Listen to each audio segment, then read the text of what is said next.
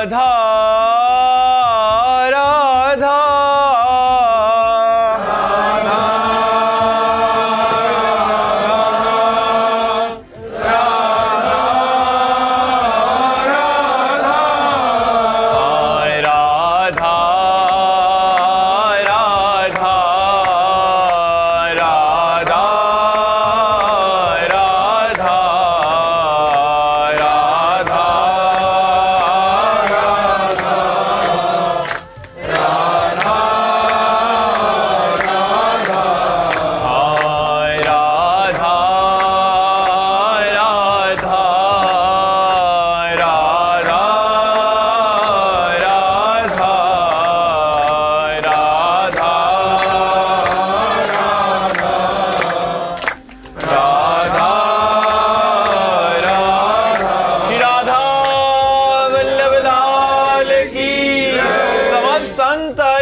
भक्तन की वृंदावन धाम की सद्गुरुदेव भगवान की जय। अभिनव यादव जी गाजीपुर से। राधे राधे महाराज जी। महाराज जी, ऐसी कौन सी तपस्या करूं कि सारी रिद्धियां सिद्धियां मेरे में आ जाएं, मैं जब चाहूं सूरज निकले, जब चाहूं बारिश हो, मैं जो सोचूं वही हो, जैसा चाहूं वही हो। कोई तो मंत्र बता दो महाराज। आज तक इतने महात्मा हुए, इतने ब्रह्म ऋषि हुए, इतने बड़े बड़े, किसी ने क्या सृष्टि के क्रम को परिवर्तित कर पाया क्या? भैया राधा राधा को तो भगवान की शरण में रहो, अच्छे आचरण करो, माता पिता की सेवा करो, कोई भी गलत आचरण न करो, तो पहले मनुष्यता आ जाए, फिर देवत्व आ जाए, फिर भगवत भाव आ जाए। ऐसे चलो आप तो बिल्कुल भगवान के भी आगे बढ़ना चाहते हो। ऐसा तो आज तक किसी की पावर नहीं, किसी की सामर्थ्य नहीं। इतने महात्मा हो गए, हाथ क्षण दो क्षण के लिए सूर्य को रोक दिया है, जैसे गोकर्ण जी ने रोक करके प्रश्न किया। वो बातें अलग हैं कि विनय के द्वारा रोक दिया और सूर्य भगवान से बात कर ली, लेकिन सृष्टि के क्रम का परिवर्तन कर दे, आज तक कोई ऐसा महात्मा नहीं हुआ जो सृष्टि के क्रम का परिवर्तन करना भी चाहा तो असफल रहा। जैसे विश्वामित्र जी, नए स्वर्ग की रचना, नए अनाज की रचना, तो वो थोड़ा ही कर पाए, वे कहां संभव। आज भी त्रिशंकु उल्टा लटका हुआ है, स्वर्ग नहीं जा पाया। विश्वामित्र जी ने अपने तपोबल से स्वर्ग भेजा, वहां से धक्का लगा दिया तो आज भी उल्टा रखा, और उसी की लार बहती जिसे कर्मनाशा नदी कहते हैं। तुम्हारे जी एक आदि सिद्धि का ही मंत्र बता दो। नहीं, सब सिद्धियां आ जाएंगी, लेकिन ये सिद्धि कि सूर्य को मतलब जब चाहे उदय करें, जब चाहे, ये तो केवल भगवान में, दूसरे में नहीं, ये केवल भगवान में। और अब आप भजन करके भगवान बन जाओ तो बात अलग है। हम तो अभी तक दास भी सही नहीं बन पाए, पूरा जीवन हो गया, अभी तक हम ये घोषणा नहीं कर सकते कि मैं भगवान का सच्चा दास हूं।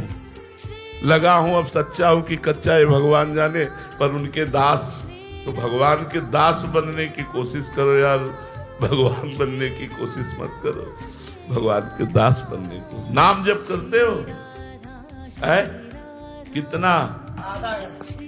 आधा घंटा में सूर्य रोक लोगे। यार चलो, हंसा तो दिया तुमने सबको कम से कम। जी संतोष जी महाराष्ट्र, श्री हरिवंश महाराज जी, आपके चरणों में दंडवत प्रणाम। गुरुदेव, गुरु अपराध क्या है और इससे कैसे बचें? गुरु की आज्ञा का उल्लंघन करना, गुरु की निंदा करना, गुरु में दोष दर्शन करना, ये गुरु अपराध के अंतर्गत है। गुरु की आज्ञा का उल्लंघन कर दिया तो गुरु अपराध, गुरु में दोष दर्शन किया तो गुरु अपराध, गुरु की निंदा की या सुनी तो गुरु अपराध। इससे बचना चाहिए। ये सारे भजन के प्रभाव को निष्फल कर देता है, क्योंकि भजन गुरु ही प्रदान करते हैं, नाम मंत्र उपासना। यदि उन्हीं में दोष दर्शन, उन्हीं की निंदा, उन्हीं की अवज्ञा, तो फिर भजन कैसे सफल होगा।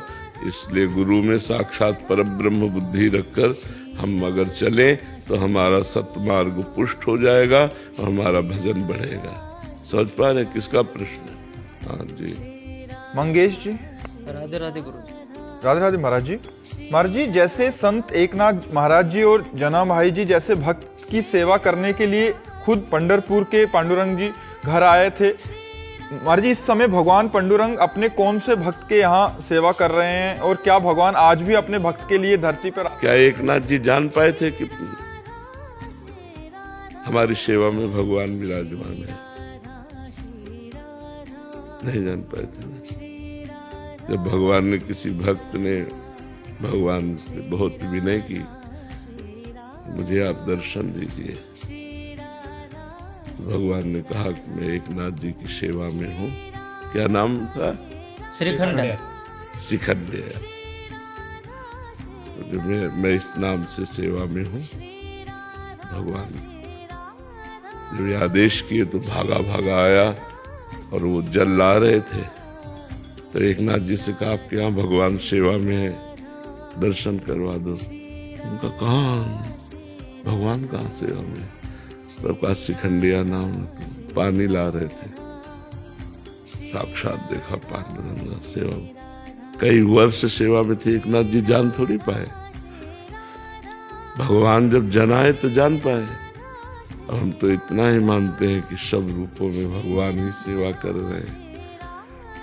जो रूप है वो सब भगवान के हैं, और इनमें से कौन भगवान है हमें कैसे पता चलेगा जब तक जनाएंगे नहीं, है नहीं? भगवान प्रतिपल अपने भक्तों की सेवा में रहते हैं। जैसे भक्त भगवान की सेवा में रहता है, ऐसे भगवान छुप करके अपने वेश को छिपा करके अपने भक्तों की सेवा में रहते हैं। इसलिए भक्तों की सेवा से बहुत जल्दी भगवान की प्रसन्नता प्राप्त की जा सकती है। अब क्या पता चले, त्रिलोचन जी के यहाँ भगवान अंतर्यामी रूप से नौकर बनकर लगे थे, सुना चरित्र? कैसे पता चला त्रिलोचन जी को? कभी पता लग पाया कि ये भगवान हमारे यहाँ नौकर रूप से है? जब भगवान अंतर ध्यान हो गए और विकल होकर रोए, तो उनको कि अंतर्यामी नौकर के रूप में हमारे घर में विराजमान। ओह, तो भगवान ऐसे भगवान बन के आएंगे तो कोई भक्त सेवा लेगा क्या? भगवान तो दीनहीन बनकर आते हैं और भक्त की सेवा करके अपने को कृतार्थ मानते हैं, क्योंकि जो भगवान को जितना समर्पित है, भगवान उतना ही उस भक्त के प्रति समर्पित है। भगवान के अनंत पार्षद हैं। अगर भगवान सेवा के बदले में सेवा कराना चाहें तो अपने पार्षदों को भेज देते हैं, लेकिन एक भी भक्त चरित्र में ऐसा नहीं पाया गया कि भगवान के पार्षद आए सेवा के लिए।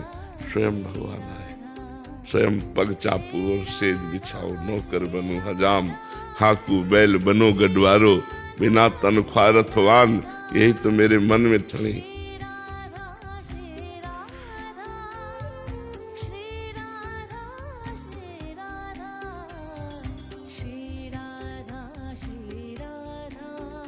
भगवान बहुत प्यार करते हैं।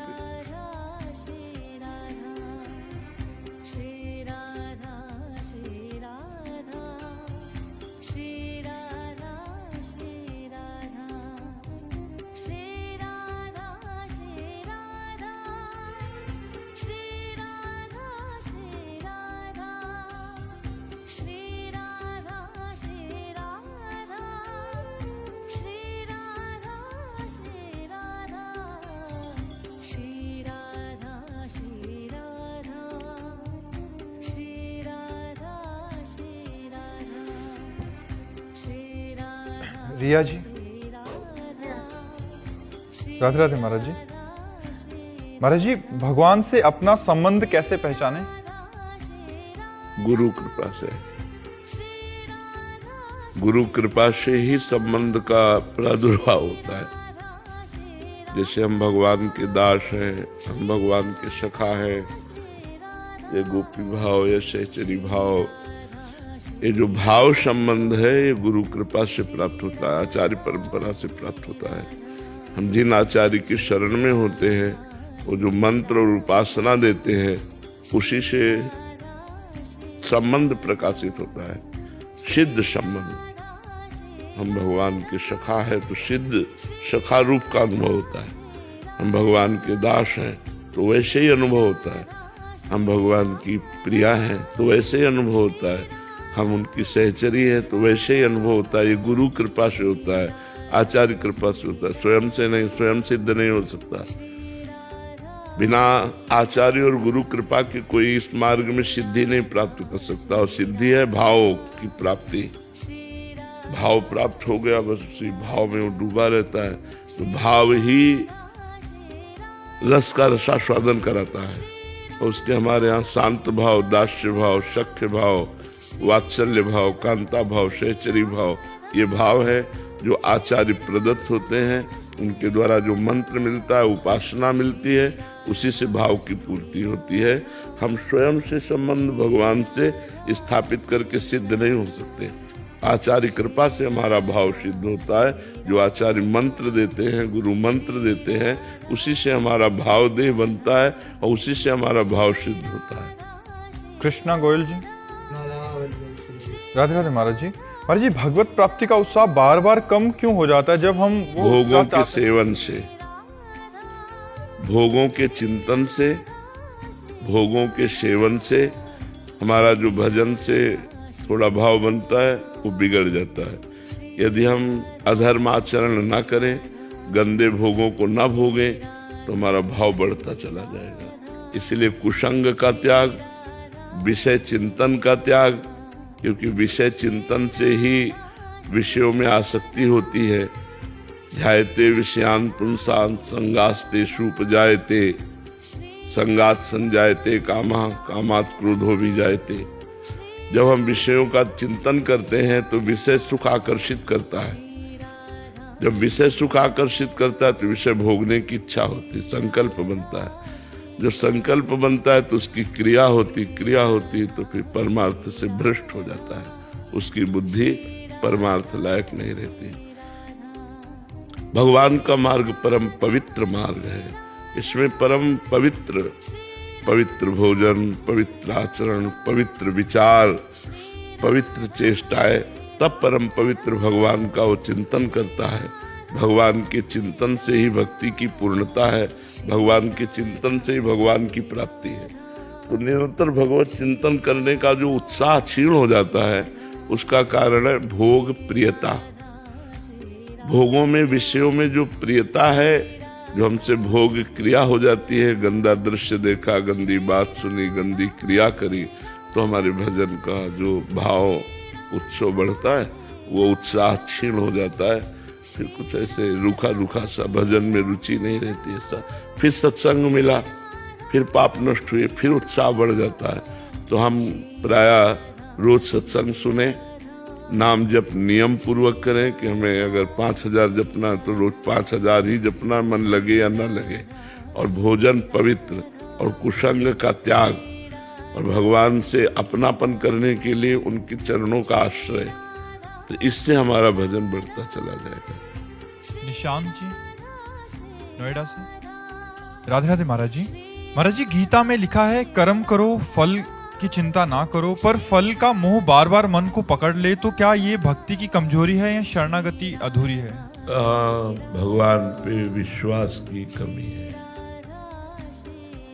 जब असत कर्मों का फल अवश्य मिलता है, तो सत्कर्म का फल तो प्राप्त होगा ही। फल की आकांक्षा करने पर भगवान ने इसलिए रोक लगा दी कि जैसे आपने बहुत अच्छे नंबरों से पास हुए, आपके पास डिग्री है, पर आपको नौकरी नहीं मिल रही, क्योंकि आपको प्रारब्ध दुख देना चाहता है। वो आपको असफल करना चाहता है, आपका पूर्व प्रारब्ध। अब आप इतना पढ़े लिखे और आपकी नौकरी नहीं लगी, पढ़ाई लिखाई का तो फल है ना कि हमारा व्यापार, हमारी नौकरी, और उसमें असफल है, तो आप निराश हो जाएंगे। बहुत से लोग जैसे पढ़ाई में फेल हो गए बच्चे, तो सोचने लगते हैं। बहुत से किसान परिणाम पर दृष्टि रखते हैं, फल पर, और अनावृष्टि, अतिवृष्टि आदि से फसल नष्ट हो जाने पर वो की बात सोच लेते हैं।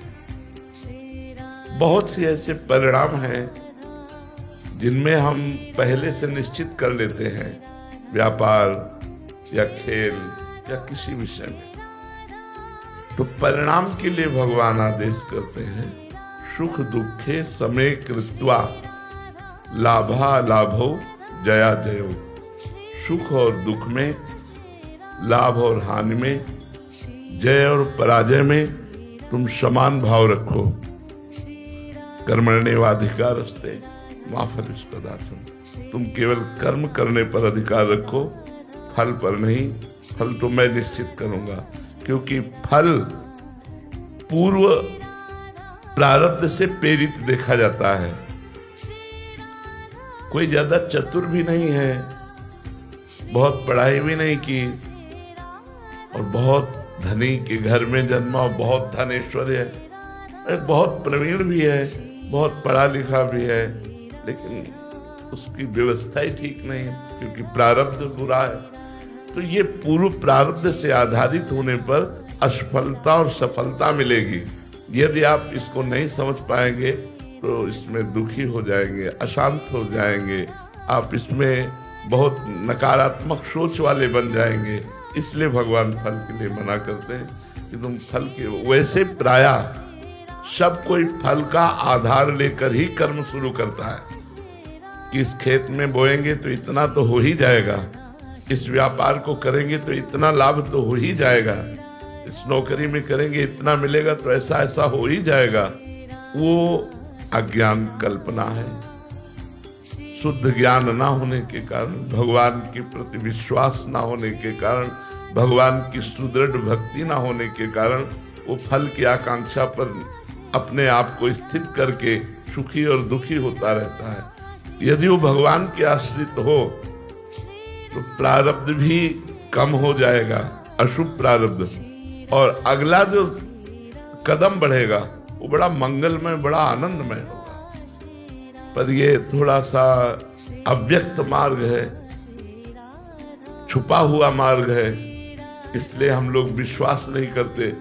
अगर विश्वास कर लें और हम केवल अपने कर्तव्य कर्म पर दृष्टि रखें कि हमारे कर्तव्य में त्रुटि नहीं होनी चाहिए, तो परिणाम मंगलमय होगा ही। वो आपकी सोच के भले प्रतिकूल हो, लेकिन वो परिणाम मंगलमय होगा।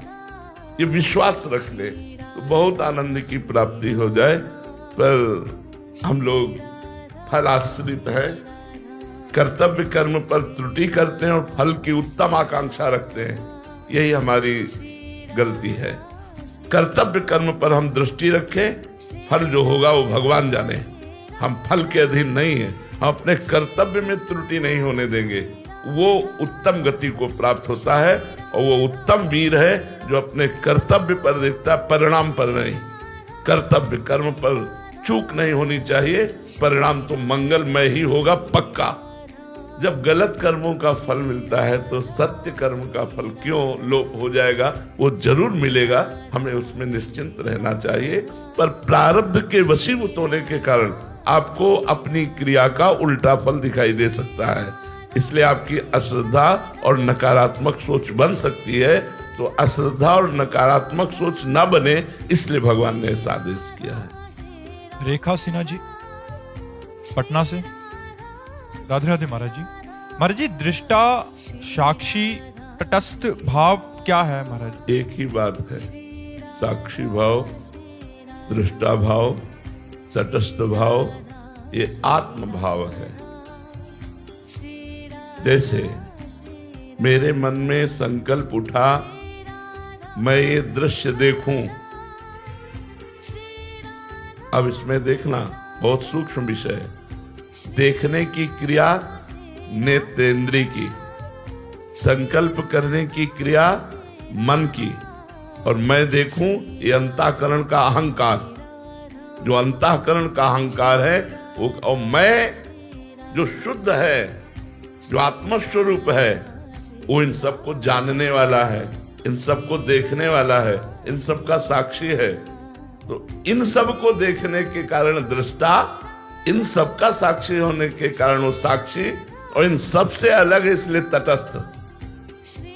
वो है आत्मस्वरूप। जब तक आत्मस्वरूप का ज्ञान नहीं होगा तब तक मैं ही करता और भोगता रहता है।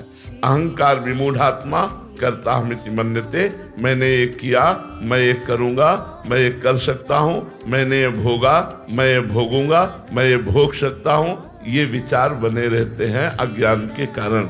जब साक्षी भाव या दृष्टा भाव आएगा तो उसे आत्म भाव कहते हैं। वो ज्ञानी महापुरुष मोक्ष की तरफ चल पड़ता है, जो दृष्टा भाव में होता है, साक्षी भाव में होता है, तटस्थ भाव में होता है। समझ पा रहे हैं आप? हम लोग अपनी मन और इंद्रियों के गुलाम हैं, दृष्टा नहीं है। मैंने आज खाया, खाने का विषय रसेंद्री का है, संकल्प बनाने वाला मन, और मैंने आज खाया ये अनुभव अहंकार कर रहा है, मैं उसको देख रहा हूं मैंने कब खाया। तो जब ये ज्ञान हो जाता है तब वो मुक्त हो जाता है, पर ये बातों से नहीं होता। प्यास लगेगी तो प्राणों को, लेकिन हम क्या बोलते हैं, मैं बहुत प्यासा हूं, तो उस समय दृष्टा भाव रहेगा, उस समय प्यास में तदात्म भाव रहेगा, उस समय दृष्टा भाव रहेगा। मैं बहुत भूखा हूं, पीड़ा हो रही, मुझे बहुत दर्द हो रहा है, मैं दृष्टा भाव में रह पाऊंगा, उसी में चला जाऊंगा, जबकि मैं इसका दृष्टा हूं, दर्द का भोगता नहीं हूं। अब ये शुद्ध ज्ञान बिना साधना के नहीं हो सकता। जब गुरु चरणों का आश्रय लेकर साधना की जाती है, हृदय पवित्र होता है, तब जाकर के बोध होता है। ये बोध हुआ तो मोक्ष के नजदीक पहुंच गया। समझ पा रहे आप? अब जोत सिंह जी जम्मू से। राधे राधे महाराज जी। महाराज जी, मार्ग क्या है ये मतलब मेरे को जानना बाकी नहीं रह गया, बट जब साधक जानकर भी गिरता है तब उसे अपने प्रति कैसी दृष्टि रखनी चाहिए ताकि वो ना तो निराश हो। देखो, ये हम कई बार बात बता चुके हैं। हमारी जानकारी का प्रयोग तभी होगा जब हमारे अंदर नाम जप का बल होगा।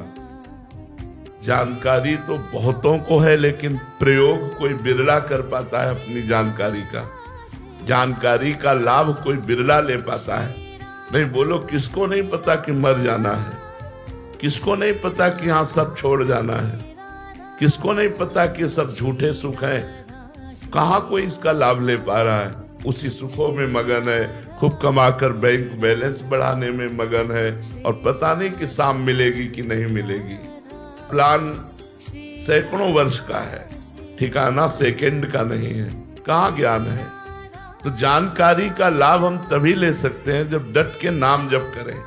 नाम जप के बिना जानकारी का हम प्रयोग नहीं कर पाएंगे। जैसे आपने कहा, साधन पथ का हमें ज्ञान है, पर हम गिर जाते हैं। गिर जाना कोई बहुत बड़ी बात नहीं है। जो मार्ग में चलता है वही फिसलता है, गिरता है, लेकिन गिरे पड़े रहना ये बड़ी बात हो गई। गिरा और उठ के चल दिया और अनुभव किया कि मैं क्यों गिरा, कहाँ चूक हुई, वो साधक आगे निकल जाता है। अगर हम गिर करके और उन्हीं भोगों में रमण करने लगे तो साधक ही नहीं है। गिरने पर हमें बहुत पश्चाताप होना चाहिए, बहुत जलन होनी चाहिए, और हमें अपनी त्रुटि खोजनी चाहिए कि मैं यहाँ क्यों लड़खड़ाया, मैं यहाँ क्यों गिरा, इन भोगों में मैं क्यों परास्त हो गया, और उस त्रुटि को दूर करना चाहिए। दूर करके फिर आगे चलना चाहिए। साधक को कभी निराश होना ही नहीं चाहिए, चाहे जितनी बार गिर जाए उसे निराश नहीं होना चाहिए, क्योंकि ये सत्य मार्ग है, बड़ा फिसलन का मार्ग है। इसमें जमा जमा के पैर चला जाता है, नहीं तो अच्छे अच्छे को ये गिरा देता है माया की फिसलन। काम, क्रोध, लोभ, मोह, मद, मत्सर आदि इतने भयानक है ये कि जरा सी चूक हुई कि हम गिर जाते हैं। इसलिए खूब नाम जप करो। नाम जप से अध्यात्म बल बढ़ेगा। अध्यात्म बल से हम इन विषयों पर, विकारों पर विजय प्राप्त कर पाएंगे। शिल्पी अग्रवाल जी। महाराज जी, हम भगवान के बच्चे हैं तो क्षमा प्रार्थी होने के बाद भी भगवान दंड रूपी कर्म नहीं काटते, उन्हें भोगना ही क्यों पड़ता है? हमारे हृदय से क्षमा प्रार्थी नहीं हुए। अगर हृदय से क्षमा प्रार्थी हो जाए तो सन्मुख होए जीव मोय जबहि, जन्म कोट अघनाशो तबहि। मेरे सन्मुख हो जाए तो करोड़ों जन्मों के पाप नष्ट कर देता हूं। हाँ, झूठी क्षमा मांगते हैं। सुबह फिर वही कर रहा है, शाम के फिर वही कर रहा है, फिर वही मनमानी आचरण कर रहा है, तो दंडनीय तो है ही हम लोग। हम लोग क्षमा मांगने का मतलब होता है आज के बाद नहीं, अब लो नसानी, अब ना न सही हो तो मुक्त हो जाओगे। अनेक जन्मों के अपराध भगवान क्षमा कर देते हैं। कोटि विप्र बदला गए जाहू आए शरण तज। भगवान के सामने नाटक करते हैं क्षमा का। क्या हृदय में वास्तविक ताप हुआ कि मेरे से गलती हुई?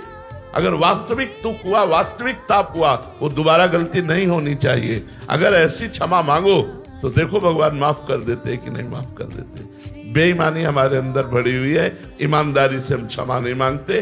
भगवान मुझे क्षमा कर दो, मेरे से गलती हो गई, फिर पाप करते हैं, फिर मनमानी आचरण करते हैं। जिस दिन से हमको पता लग जाए कि हमारे गलत कदम जा रहे हैं, वहीं से रोक लिया और वापस भगवान की तरफ चले, अपने आप सब क्षमा हो गया। अनंत जन्मों के पाप नष्ट हो जाएंगे और भगवान का साक्षात्कार हो जाएगा। अब लो नसानी अब ना न सही हो। लेकिन कहाँ ऐसी क्षमा मांगते हैं? ऐसी क्षमा कहाँ मांगते हैं? वो परम पिता जब तुम्हें देख रहा है कि बार बार शास्त्र संग, संत संग और तुम्हारे अंदर प्रेरणा कर रहा है ये गलत है, फिर भी तुम नहीं मान रहे तो दंड भोगोगे ही, दंड भुगतना पड़ेगा। वो कुसुम से भी कोमल है और वज्र से भी कठोर है। कोई भी पिता अपने अधर्माचरण करने वाले पुत्र का, या वो अधर्माचरण वाला है तो साथ देगा, नहीं तो नहीं साथ देगा। तो परम पिता कुसुम से भी कोमल है और वज्र से भी कठोर है। कुसुमादपि कोमलानि वज्रादपि कठोरानि। यदि आप बार बार आज्ञा का उल्लंघन करेंगे, मनमानी आचरण करेंगे, पापाचरण करेंगे, तो वज्र से भी कठोर, बिना दंड दिए आपको नहीं छोड़ेगा। और अगर हृदय से हम भगवान की शरण में हो जाते हैं तो हमारा इतिहास साक्षी है, बड़े बड़े पापी, वैश्यागामी, नीच आचरण करने वाले महान पुरुष बन गए। भगवान ने उन्हें महात्मा बना दिया। अपिचि सुदुराचारो भजते माम अनन्य भाग साधुर्य सम्मंतव्या सम्यक व्यवसिता है सा। जो सम्यक बुद्धि के द्वारा भगवान के चरणों का आश्रय ले लिया और अब लो नसानी अब ना न सही हो और चल पड़ा भगवान की तरफ, तो कोटि जन्म अग्नाशों तो वही उसी क्षण करोड़ों जन्मों के पाप नष्ट हो जाते हैं। हाँ, इस शरीर का जो प्रारब्ध बना हुआ वो भोगना पड़ता है। सुमित जी दिल्ली से। महाराज जी, सत्य को समझने के मार्ग अनेक हैं। सत्य समय, परिस्थिति और व्यक्ति के अनुसार अलग अलग रूप में प्रकट होता है। प्रेम, भक्ति और ज्ञान, ये तीनों ही सत्य तक पहुंचाने के मार्ग माने गए हैं। महाराज जी, ऐसे में मेरा प्रश्न है कि यदि सभी मार्ग सत्य हैं तो किसी एक मार्ग को चुनने का अर्थ क्या बाकी मार्गों के सत्य को नकारना तो नहीं है? नहीं। जैसे हमें बिहारी जी जाना है तो हमें लगता है कि कम समय में है, जल्दी पहुंचे, तो परिक्रमा मार्ग पकड़ते हैं। हमें लगा थोड़ा दृश्य देखते हुए चलते हैं तो अटल्ला चुंगी वाला मार्ग पकड़ते हैं, लेकिन जाते बिहारी जी की तरफ ही है। कोई परिक्रमा मार्ग से जा रहा है तो उन दो मार्गों का विरोध नहीं है। अगर अटल्ला चुंगी से जा रहा है तो उसका परिक्रमा मार्ग से विरोध नहीं है। मार्ग चलना है, इसमें विरोध क्या बात है? अपने अपने मार्ग में जो हमारी भाव रुचि है, जिसका ज्ञान प्रधान है, विवेक प्रधान है, बुद्धि प्रधान है, वो ज्ञान मार्ग में चलेगा। जो कर्म प्रधान है वो कर्म योग में चलेगा। जो भाव प्रधान है वो भक्ति योग में चलेगा। तीनों एक ही परब्रह्म परमात्मा का अनुभव कराते हैं। जैसे यमुना जी है, घाट बहुत से हैं, डुबकी लगाओगे तो ये वही यमुना जी मिलेगी। चाहे विश्राम घाट मथुरा में लगाओ, चाहे केसी घाट वृंदावन में लगाओ, वही है, वही श्री यमुना जी है। महाराज जी, आप तो यथार्थ सत्य को जानते हैं इसलिए आपने ही उत्तर दे दिया। बट क्या होता है महाराज जी, हम एक दूसरे की निंदा करने लग जाते हैं कि ये मार्ग श्रेष्ठ, वो मार्ग। दोनों अज्ञानी हैं। जो अपने मार्ग को श्रेष्ठ मानकर दूसरे मार्ग की निंदा करते हैं, दोनों अज्ञानी हैं। अपने मार्ग में चुपचाप चलना है, क्योंकि वही मार्ग वहीं पहुंचा रहा है, वही मार्ग उनको वहां पहुंचा रहा है। निंदा क्यों? निंदा का मतलब है अज्ञान। अविद्याग्रस्त प्राणी, अहंकारी, अपने मार्ग को, अपने भगवान के नाम रूप को श्रेष्ठ मानकर दूसरे की जो निंदा करता है वो कभी भगवत प्राप्ति नहीं कर सकता है। वो असत मार्गगामी होगा ही, वो घोर अज्ञानी है। कोई भी हो, किसी भी संप्रदाय की, किसी भी वैष्णव की, किसी भी मार्ग की जो निंदा करता है, हर मार्ग भगवान के द्वारा स्थापित है। वो भगवान की अवहेलना करता है, अपने इष्ट और आचार्य की अवहेलना करता है, क्योंकि उन्हीं के द्वारा स्थापित मार्ग है। वो कैसे भगवत प्राप्ति कर सकता है? पर जी, उनके आचार्यों की, उनके जो संत, जो उन्होंने मार्ग में आई हुई जो कठिनाइयां हैं या साधन बताए हैं, उसी की निंदा होने लग जाती है। संप्रदायवाद बहुत ज्यादा महाराज जी, फिर उसमें जीने में तो पशु पक्षी भी जी रहे हैं। कोई वेश बना लेने से भगवत प्राप्ति थोड़ी होती है। जब भगवत प्राप्ति का भाव बढ़ेगा तो जड़ चेतन जग जीव जत, जग जीव जत सकल राम मैं जानी, बंदों सबके पद कमल, सदा जोरी जुग पान। वैष्णव संत आचार्य संप्रदाय की तो बात जाने दो, वो सुअर कुत्ता में भी भगवान को देखता है। जब भाव बढ़ता है तो नामदेव जी ने कुत्ते में भगवान विठ्ठल भगवान का साक्षात्कार कर लिया, भूत में भगवान का साक्षात्कार कर लिया, क्योंकि सर्वभूत में भगवान ही विराजमान है। वो अपने भगवान की निंदा करता हुआ ज्ञानी वो नहीं जानता है। ये निंदा करने वाले लोग परमार्थ के पथिक नहीं, ये प्रपंची लोग हैं, इनसे दूर रहना चाहिए। डॉक्टर कृष्णलाल जी, राधे राधे महाराज जी। महाराज जी, आप कह रहे हैं कि आप हरियाणा में डिप्टी स्पीकर हैं और राजनीतिक क्षेत्र में हैं। महाराज जी ये कह रहे हैं कि मुझे बहुत से निर्णय लेने होते हैं, निर्णय लेते समय धर्म और करुणा को कैसे प्राथमिकता दूं महाराज जी, और मेरा क्या उसमें साधन मार्गदर्शन? नहीं, करुणा को तो प्राथमिकता नहीं देनी। निर्णय में धर्म देखा जाता है, करुणा में पक्षपात होता है। अगर करुणा आ गई तो पक्षपात ले लेगी, और निर्णय करने में धर्म को देखा जाता है, करुणा को नहीं। जैसे आपको निर्णय करना है और आपका पुत्र अपराधी है और शत्रु का पुत्र है लेकिन वो निरपराधी है, तो आपको करुणा का नहीं धर्म का निर्णय लेना होगा कि शत्रु के पुत्र को आपको मुक्त करना होगा और अपने पुत्र को दंड देना होगा। जब निर्णय करना हो तो करुणा नहीं, कर्तव्य का, धर्म को आगे रख करके निर्णय लिया जाता है। अगर हम करुणा को ले आए तो पक्षपात हो जाएगा, फिर हानि हो जाएगी। ऐसे ही हमारा जो पद है, हमारा जो अधिकार है, हम उस समाज के व्यक्ति के साथ अपने कर्तव्य का पालन करते हुए ठीक निर्णय करें। अगर वो दंडनीय है तो हम उसको दंड देंगे, अगर वो दंडनीय नहीं है तो चाहे वो शत्रु पक्ष का क्यों न हो, हम उसको दंड देने का विधान नहीं सोचेंगे, हम उसका सहयोग करेंगे। ये भाव रखना चाहिए। महाराज जी आप लिख रहे हैं कि मेरी राजनीति ही मेरी साधना कैसे बन जाए महाराज जी? नाम जप करते हुए आपको जो कर्तव्य मिला है वही आपकी भक्ति है, ऐसा मान करके समाज प्रिय बनिए, समाज को सुख पहुंचाइए। जो सरकार सेवा और संविधान देती है उसके अनुसार समाज को सुख पहुंचाइए, यही सबसे बड़ी साधना है। और नाम जप जरूर भगवान का चलना चाहिए। माम निस्मर युद्ध च, भगवान आदेश करते मेरा स्मरण करते हुए युद्ध करो, अर्थात भगवान का नाम जपते हुए अपने कर्तव्य का पालन करना चाहिए। श्री राधा वल्लभ लाल की। अर्जुन जी जोधपुर से, राधे राधे महाराज जी। महाराज जी गीता में भगवान श्री कृष्ण जी कहते हैं कि मेरा स्मरण करो और युद्ध कर, अर्थात कर्तव्य कर्म भी कर और युद्ध भी कर। यदि भगवान का स्मरण करेंगे तो महाराज जी कर्तव्य कर्म ठीक नहीं होगा, और कर्तव्य कर्म में मन लगाएंगे तो भगवान का कैसी बात करते हैं? ऐसा कैसे हो सकता है? ऐसा कैसे हो सकता है? ये आपने अभी अभ्यास नहीं किया इसलिए ऐसा है। अगर अभ्यास, भगवान ने गीता जी में ही कहा है, अभ्यास योग युक्तेन चेतसा नान्यगामिना। आप जो भी कार्य कहो हम वही कार्य करेंगे। फावड़ा चला के जो आपसे बात कर, हम आपसे बात कर रहे हैं, हमारा भजन चल रहा है, आप जान पाओगे। हम आपसे बात कर रहे हैं, हमारा भजन चल रहा है, विश्वास कीजिए हमारी इस बात पर। हम आपसे बात कर रहे हैं, हमारा भजन चल रहा है, हमारा चिंतन चल रहा है प्रभु का। जैसे आप हमारी बात सुन रहे फिर भी अंदर कुछ चलता रहता ना, उस जगह भजन चलना चाहिए, उस जगह भजन चलना चाहिए। हम बड़ी एकाग्रता से जो कार्य कहोगे वो कार्य करेंगे और भजन एक सेकंड के लिए भी नहीं रुकेगा। अभ्यास योग युक्तेन चेतसा नान्यगामिना। जैसे हमसे कहा जाए कि आप यहाँ निशाना लगाइए तो हम आँख खोल के भी नहीं लगा सकते, लेकिन अगर निशानेबाज है तो पीछे से भी शूट कर देगा। क्यों? उसने अभ्यास किया है। अभ्यास का, आपका अभ्यास कमजोर इसलिए आप ऐसा कहते हैं। जो कर्म करते ना, जब पूरा हो जाता है ना दिन, तब तो कर्म समर्पित कर देते, पर वो लगता है पूरे दिन में क्यों भगवान को याद नहीं किया, कर्तव्य में ही लगे। तो ऐसा भी करते रहो तो आगे चल करके कर्म समर्पण के उससे हृदय जब पवित्र होगा तो भजन होने लगेगा। एक अव्यावृत भजना, एक एक वृत्ति मुरारी पादार्पित चित्त वृत्ति। गोपिकाएं क्या नहीं करती थी? घर लिपना, धान कूटना, परिवार की सेवा करना, बच्चे पालन पोषण करना, पति की सेवा करना, गाय धोना, गाय बांध, लेकिन मुरारी पादार्पित, भगवान के चरणों में चित्तवृत्ति अर्पित है।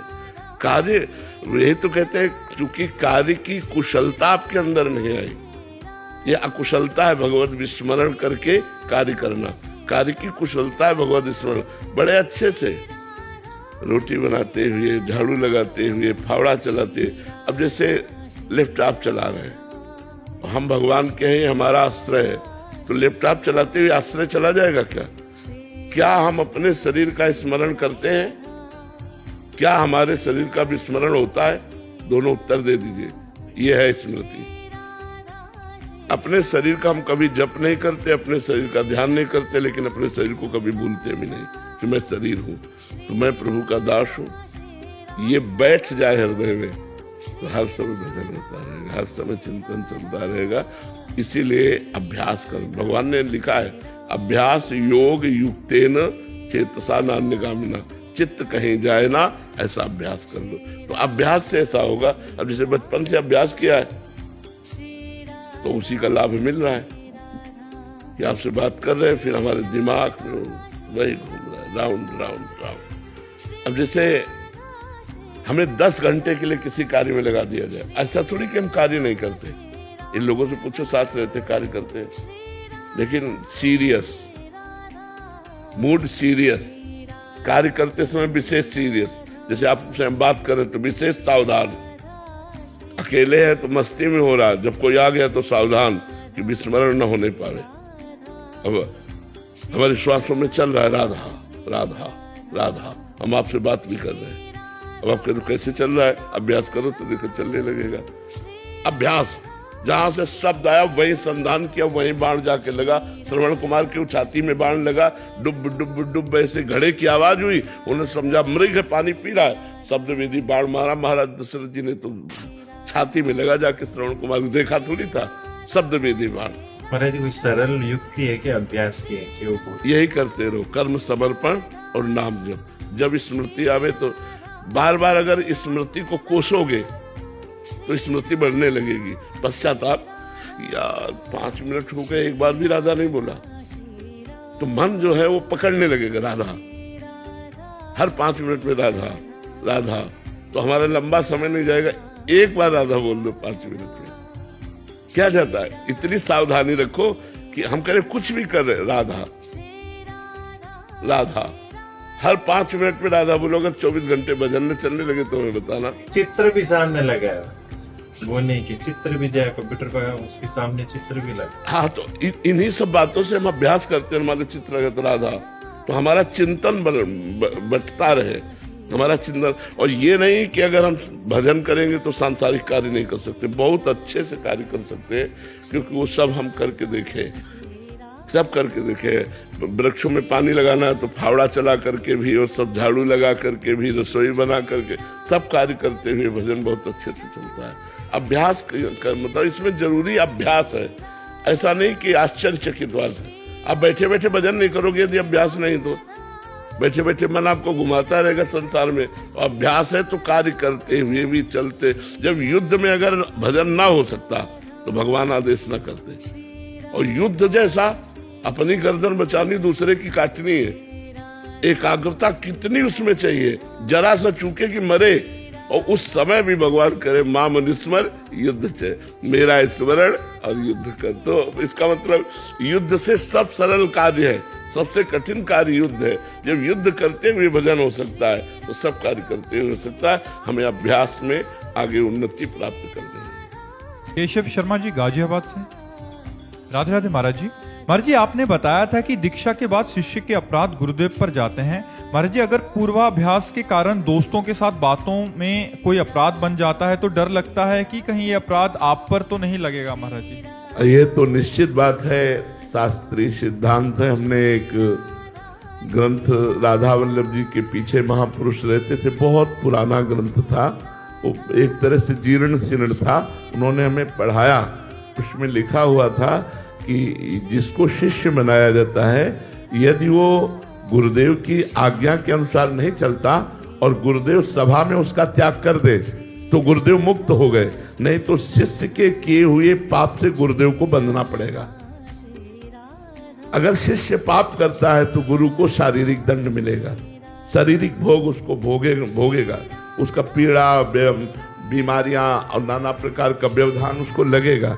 इसलिए पूर्व के महापुरुष 1 या 2 शिष्य बनाते थे जो आज्ञा में चलते हैं, 2-4 शिष्य बना लिए जो आज्ञा में चलते हैं, क्योंकि पता है कि मनमानी आचरण करेंगे तो भोगना पड़ेगा। हरे शिष्य धन शोक न हरई, सो गुरु घोर नरक मा परई। इसलिए शिष्य को चाहिए कि या तो दीक्षा ही ना ले, और जब दीक्षा ले ले तो इतना तो सोच ले कि कृपालु गुरुदेव ने मुझे नाम और मंत्र दिया है, मैं क्या उनको दुख और दर्द भेंट करूं? अगर पाप करूंगा तो मेरे गुरुदेव को दुख होगा, मेरे गुरुदेव को दर्द होगा, तो क्या ये मैं भेंट करूं? तो अगर ये बात आप रखोगे तो आप अच्छे महात्मा बन जाओगे, गृहस्थ होते हुए गुरु को लक्ष्य में रख के कि मैं कोई ऐसा पाप नहीं करूंगा जिससे मेरे गुरुदेव भगवान को कष्ट हो। गुरुदेव भगवान को सुख नहीं पहुंचा सकता तो दुख नहीं पहुंचने दूंगा, ऐसा कोई आचरण नहीं करूंगा। और ये सत्य बात है, गुरु को भोगना पड़ता है। ऐसे तो महाराज जी हम सब तो अपराधी जीव हैं महाराज जी, आपके तो हजारों शिष्य हैं महाराज जी। तो भोग तो रहे हैं ना, सबका कल्याण हो, सबका मंगल हो, इसलिए हर परिस्थिति में लगे हुए हैं। तो ये जरूर है कि हम प्रार्थना करेंगे कि या तो शिष्य ही मत बनो, और यदि बनो तो अच्छे आचरण करो। देखो, भूल चूक हो जाने के लिए कोई बात नहीं है, लेकिन जानबूझकर पाप करोगे तो आपको भी दंड मिलेगा और हमको भी भोगना पड़ेगा, ये पक्की बात है। महाराज जी ये संविधान तो बहुत खतरनाक तो इसीलिए तो शिष्य नहीं बनाया जाता। शिष्य बनाने का मतलब उसका पूरा भार ले लेना, उसके भार, तभी तो संतों की जय जयकार की गई है कि वो अपने को मिटा के भी सामने वाले को उज्जवल करते हैं, अपने को दुख दर्द में भेंट करके भी सामने वाले को उन्नति चाहते हैं, वो सुख में रहे, वो स्वस्थ रहे, किंचन मात्र से दुख न। संतों के हृदय को कौन जानता है? पर मान लिया केवल कि संत हैं लेकिन हृदय नहीं जानते। करोड़ों माँ का हृदय भी एक संत के बराबर नहीं हो सकता। एक संत का जो हृदय होता है, करोड़ों माँ का हृदय अगर एक जगह एकत्रित हो जाए तो भी संत की बराबरी नहीं कर सकता, क्योंकि वो भगवान के वात्सल्य समुद्र से एकदम संबंध रखता हुआ वात्सल्य रखता है। मेरे को क्या फर्क पड़ता है, जहाँ 100 ग्राम दुख है वहाँ 500 ग्राम और आ जाए, क्या फर्क पड़ता है? हमारे को कोई फर्क नहीं पड़ता, लेकिन आपको 5 ग्राम भी आएगा तो फर्क पड़ जाएगा। इसलिए आपको फर्क ना पड़े, आप स्वस्थ रहें, आप भजन मार्ग में आगे बढ़े। बड़े बड़े संतों के जीवन में देखा गया, उन्हें बड़ी पीड़ाएं मिली, बड़ा कष्ट पाया।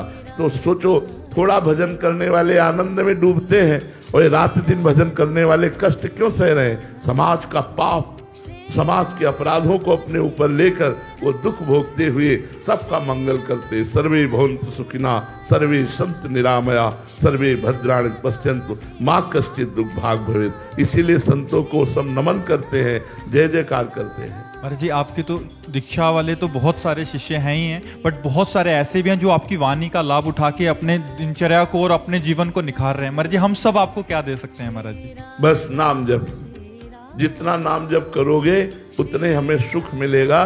क्योंकि जैसे किसान खेती बोता है और जब फसल लहलहाती है तो देखकर उसका हृदय शीतल हो जाता है, ऐसे ही आप लोगों को अच्छे आचरणों में, भगवान नाम में, परोपकार में जब हम देखेंगे तो हमारा हृदय आनंद से युक्त हो जाएगा कि हमारी वाणी का लाभ सबको मिल रहा है, हमारा जीवन धन्य हो रहा है, क्योंकि सब लोग बदल रहे हैं, सब अच्छे आचरणों में चल रहे हैं। इस बात का हमें सुख मिलेगा, और कोई सुख नहीं। सांसारिक, लौकिक, पारलौकिक, इन सुखों को तो भगवान की कृपा से उनके चरणों में अर्पित कर चुके हैं। अब एक ही सुख रह गया कि जो सेवा मिली है वो सेवा सफल हो। हमारे भगवान ने सेवा दी कि समाज सुधरे और सतमार्ग में चले, तो वो प्रयासरत है और परिणाम भगवान के हाथ में है। जो सुधर रहे हैं वही हमें सुख पहुंचा रहे हैं, और जो कुमार्गगामी है वही हमें दुख पहुंचा रहे हैं।